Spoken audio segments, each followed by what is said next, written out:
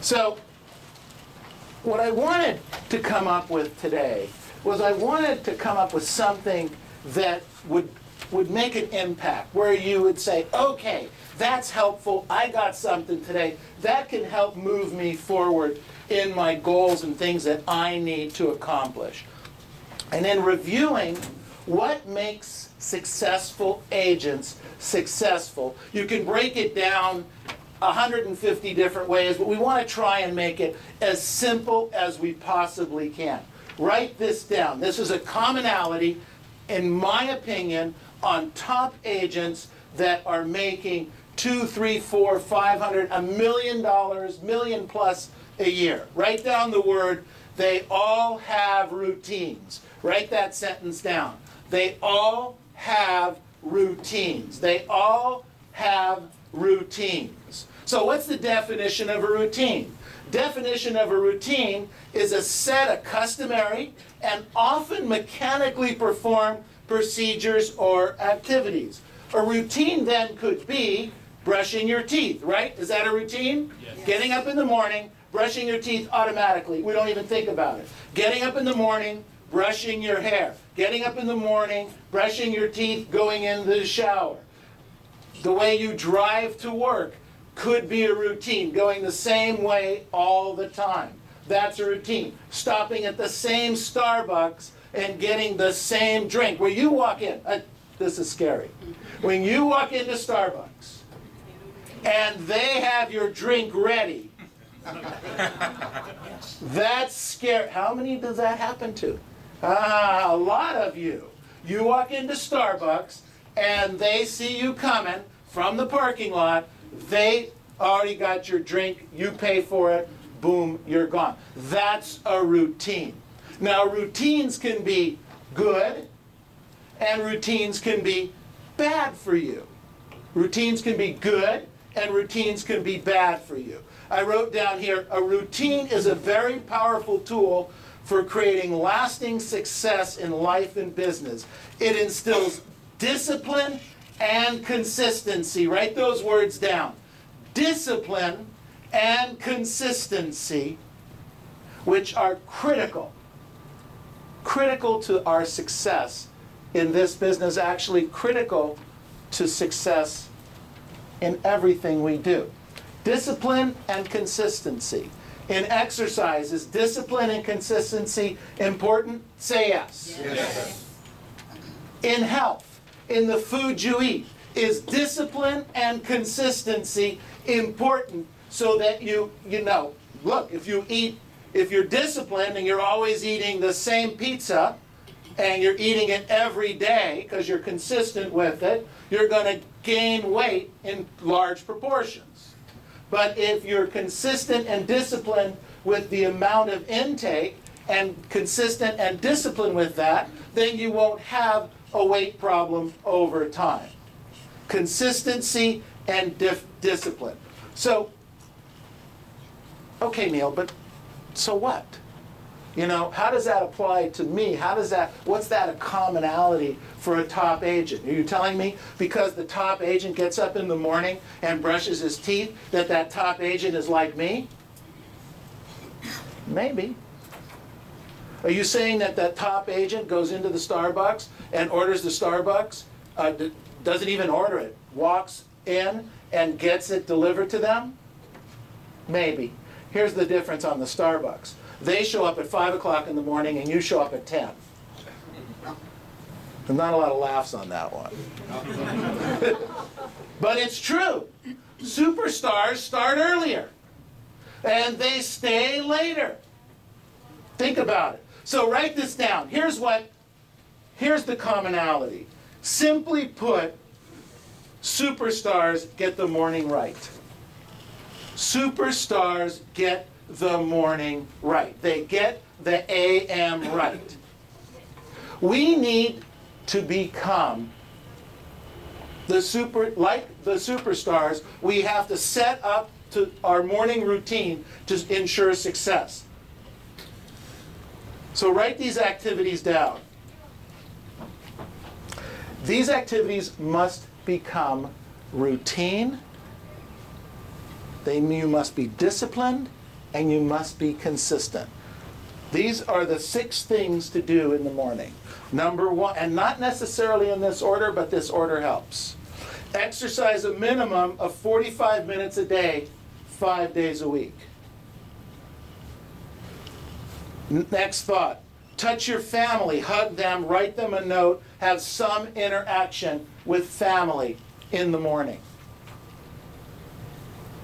I wrote down here, I wrote down spiritual, whether it's prayer or go to church, or if you want to do affirmations, or just sit and meditate, whatever it is for you. But do something for yourself. I wrote down here, the 4th thought is eating right. I wrote down here, less is more. The less you eat, the better you feel, the more stamina you will have. The harder you can work and do what needs to be done on a daily, weekly basis. I wrote down the 5th thought, prospecting. Minimum standard daily in the morning, no fail. And number 6, daily follow-up. Daily follow-up. Prospecting makes no sense if you're not following up. And one of the things I learned in coaching over the last 40 years, that some of you are phenomenal prospectors. You go out, you get the leads, you put them in a stack, some of you put them in a card index, some of you are great, you put them into a computer. You've got them. And never talk to them again. It's true. Some of you are experts at that. Prospecting without follow-up is very foolish, and it happens to a lot of us. How many times have I asked you to follow up on some leads that you had picked up a month or 2 ago, only to find out that those people had bought a home or had listed their home? Not a good feeling, is it? So, those are the 6 activities you need to include on a daily basis and build a routine around them. Let's write down 3 things you have to exclude in order to make a powerful routine in the morning. Number 1, take no phone calls before noontime. None. 0. Number 2, don't pick up the voicemail. Do not check your voicemail. Let me share this thought with you. You're out last night. You got a listing appointment. You were very excited. You got the signature. It's priced pretty well. You think, man, this thing's going to sell. We're going to get it sold in about 30 days or so, and you feel really good about it. You walk out of the house. You go home. How many times did the client call and leave a voicemail the next morning and say, I've been thinking about it? And they sometimes want to raise the price. Sometimes they don't want to do the deal. Sometimes they want to change the terms on it. There's nothing any good that you're going to hear in that voicemail that early in the morning. See, what happens is the difference between the superstars and the rest of the agents is that the superstars don't allow distractions in the morning. If you take a phone call in the morning, it will be distracting. Somebody will pull you off task. If you check your voicemails in the morning, you will be distracted. Somebody will pull you off task. And then the last thing I wrote down here is don't check your emails. Do not check your emails. 2 places not to check your emails. Don't check your emails in the morning before you get started in your routine. And the second place is, and I don't know where this rule came, what happened here. Real estate agents think checking emails during prospecting is okay. Do you know how distracting it is to get an email? And let's back up a second. Who's got their cell phone on them right now? Okay, most of you, right?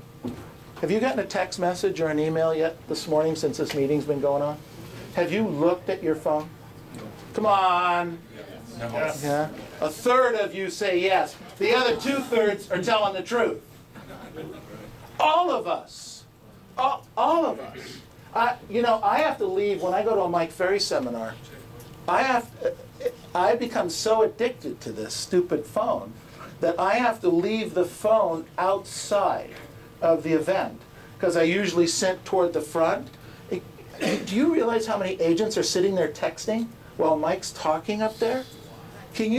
It's a wonder he doesn't go down and just smack you. It's like answering the phone in the middle of a meeting. It makes no sense. But here's the issue. Forget the disrespect part.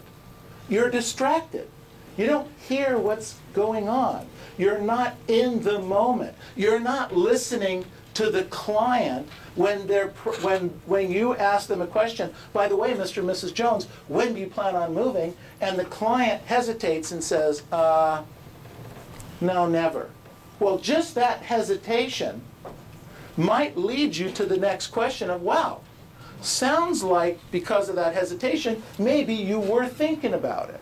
But if you were watching your email or you were thinking about a voicemail, you'd never pick up on that call. Does this make sense? Say yes. Yes. All right, good job.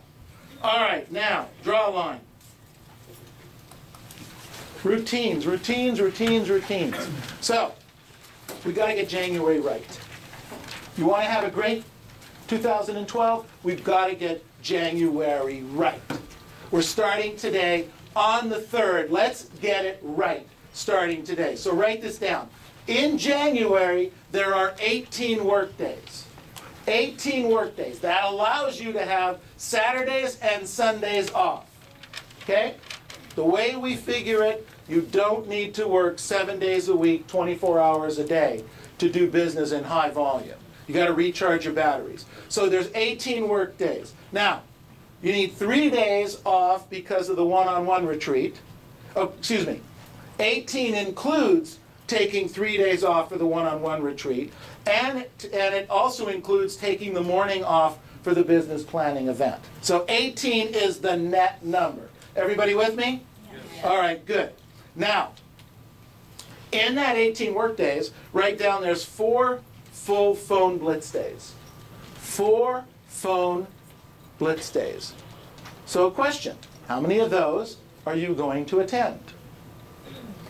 There are 4 half-day Friday blitz days. How many of those are you going to attend? I wrote down here, there are 4 door blitz days. Those are on Thursdays. How many of those are you going to attend?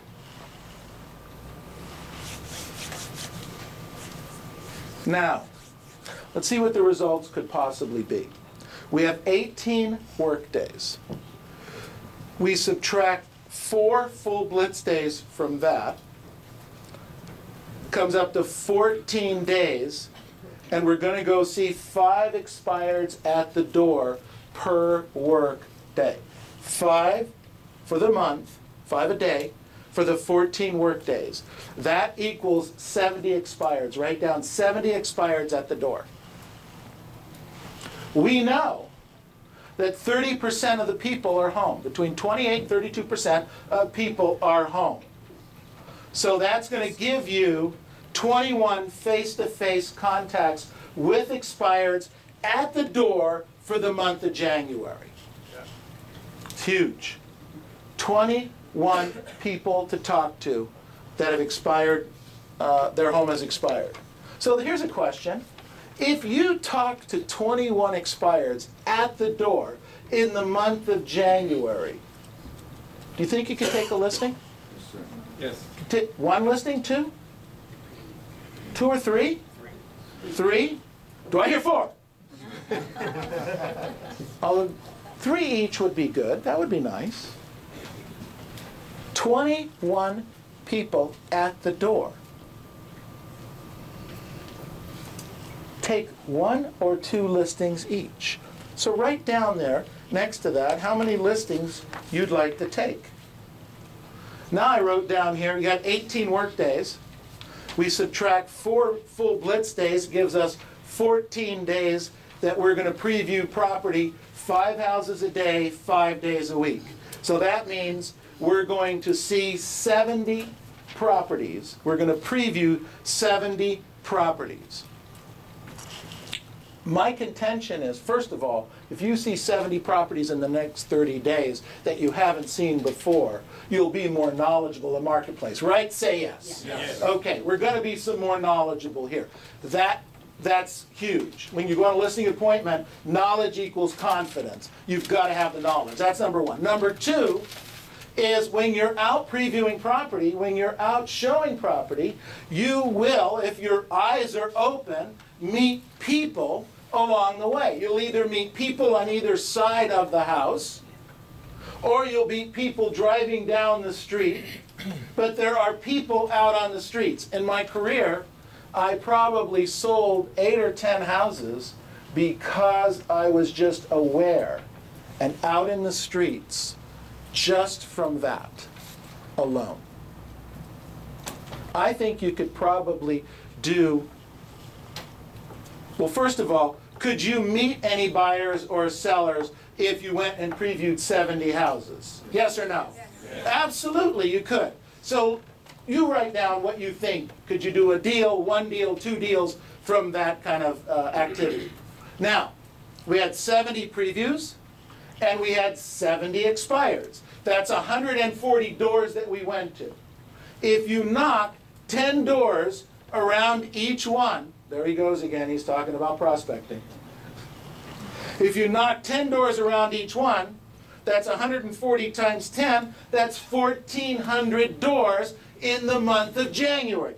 Let's just stop for a second. If you knocked on 1,400 doors, you saw 70 previewed properties and talked to 21 expireds over the next 30 days, would that be a great month? Yes. Would you generate some business because of that? Yes. Yes. Does it take any special skills to do what I'm just talking about? No special skills at all. Just get out there and go do it. So, I wrote down here you had 1,400 doors. 30% of the people are going to be home. That's our statistic. That's going to give you 420 contacts. I wrote down here, work to set a minimum of 2 appointments per week with a buyer or a seller. This is in the month of January.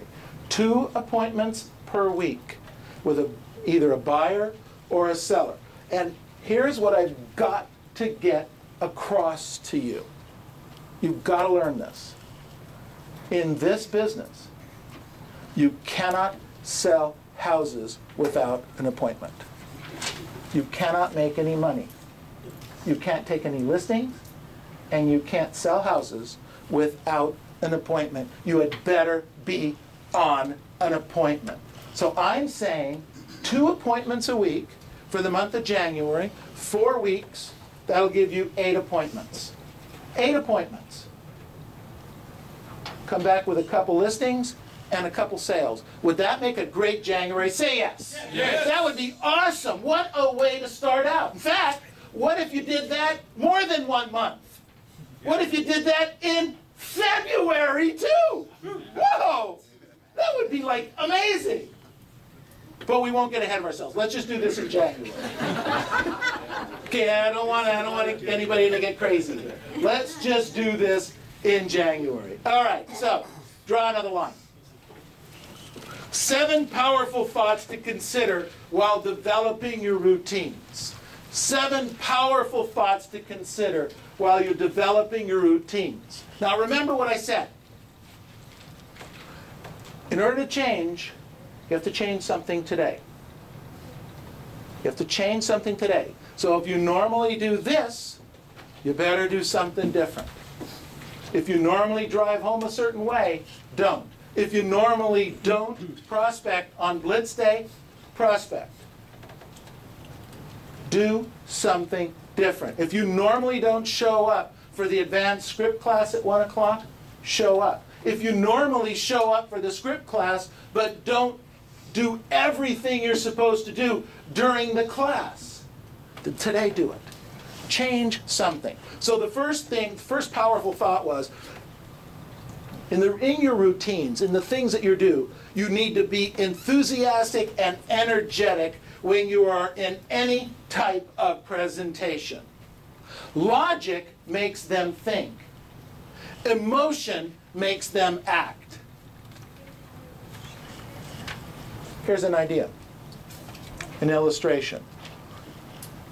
It's really important for you to door knock 1,400 doors this month and talk to 420 people. Don't you agree? Yes. Yes. Okay, that's logical, right? However, if you knock 1,400 doors this week, this month, and you talk to 420 people, you're going to do a couple of transactions, take a couple listings, and make a couple sales. Now, which one kind of moved you to action? The first one, the deadhead, or the second one where he's like crazy up there? The crazy guy, right? Ladies and gentlemen, write this down. Energy sells. Energy sells. Energy sells. And if you don't have energy out on the streets, out on the phones, talking to people, that's one of the big tools of the superstars. They project energy. And they work every day on their routines to maintain energy so that they have it. Here's an example of a routine. On Sunday night or Monday night, before a sales meeting, I will not have a drink. I will not have a drink. Because when I come here the next morning, I don't want to be lethargic at all. I want to be as on. Now that doesn't mean on every other night I'm having 8 or 9 bottles of scotch. Okay. But as much as I like a single malt scotch, I don't touch it on sales meeting night. Number one. Number two, I really enjoy a cup of coffee on the way to work in the morning. You know, get it all fixed up, put it in my little hot cup, and drink the coffee on the way to work. I will not have coffee in the morning on sales meeting day. I want to be ready, I want to be up, I don't want to be clouded, I don't want the caffeine in the blood. Those are my rituals and routines, and I don't break them. I don't break them. What are yours? What do you do when you go to a presentation? Be enthusiastic, be energetic, be up, be excited. I wrote down number 2. Regarding selling, make the time you spend presenting about them, not about you. Make your presentation about them, not about you. And this can only be done by asking more questions. Stop telling. Ask questions. You're telling too much. You're not asking enough questions. Number 3, we have to learn the scripts so that they become who we are. You can't concentrate. This is critical. We talk about this all the time in our scripts practice classes. You can't concentrate on the client. You can't be into the client. You can't listen to the client if you're worried about thinking about what to say next. Don't do that. Learn the scripts. Internalize them. Learn what to say and how to say them. I wrote down here, number 4. Closing. Way, way too many of you stop closing after the first or second close. And we've proven, beyond a shadow of a doubt, that the real sales, the great sales, come on the 4th, 5th, 6th, 7th close. The first one, the first 2, those are the knee-jerk reactions. You know, when you walk into the store, you know, you kind of want to buy a suit. Ladies, you know, you're looking for a nice blouse or a pair of shoes. Salesman comes up to you and says, "Hi, can I help you?" What do you say?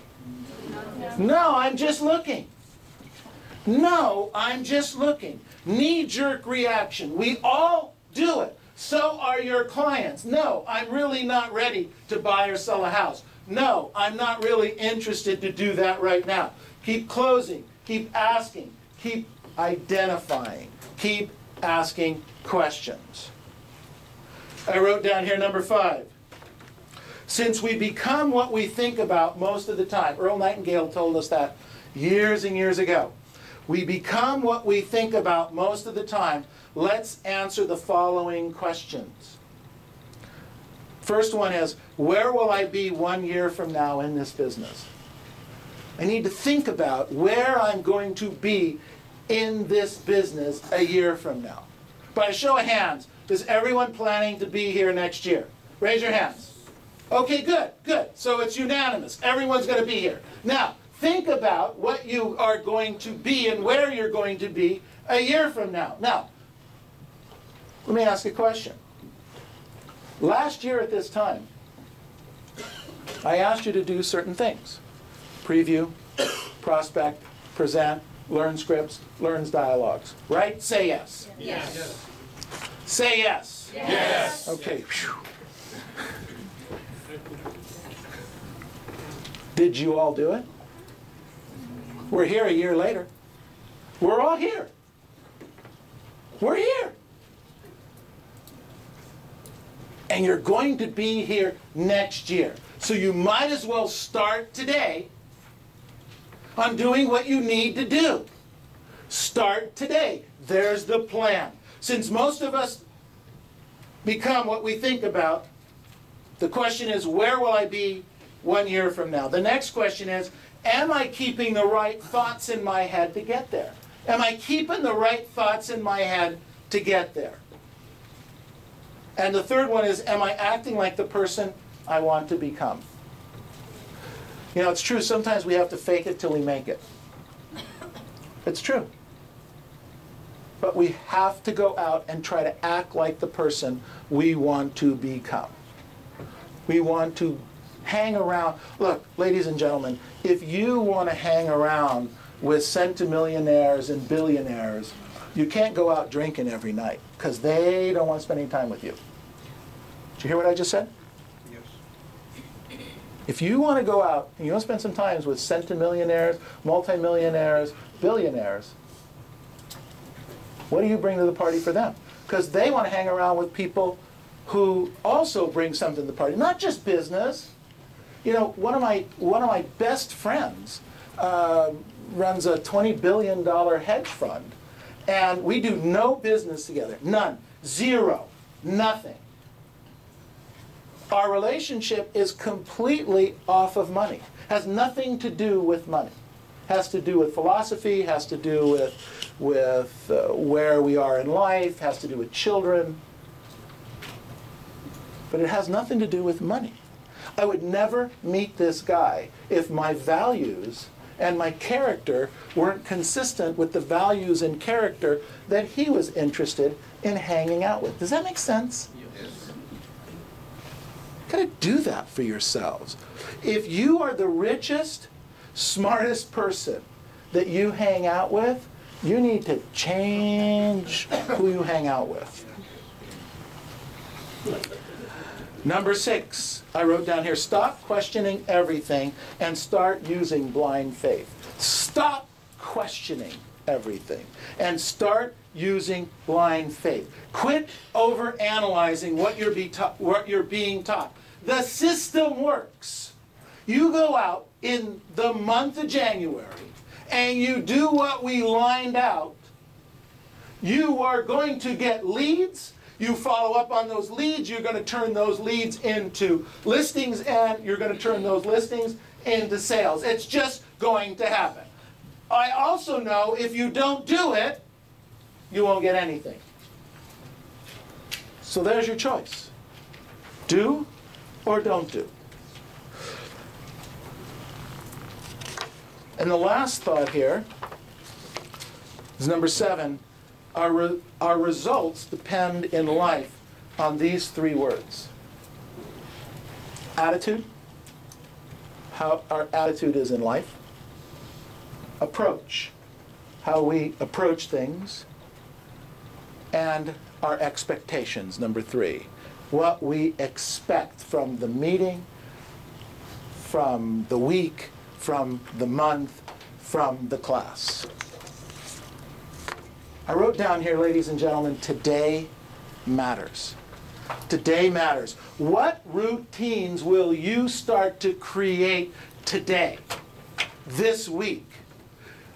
The question I wrote down is, will they be routines from last year that got you where you're at, or are they going to be routines for 2012 that'll get you to where you want to go? Your choice. You choose. Now let's go out and make this the best week ever. Thank you.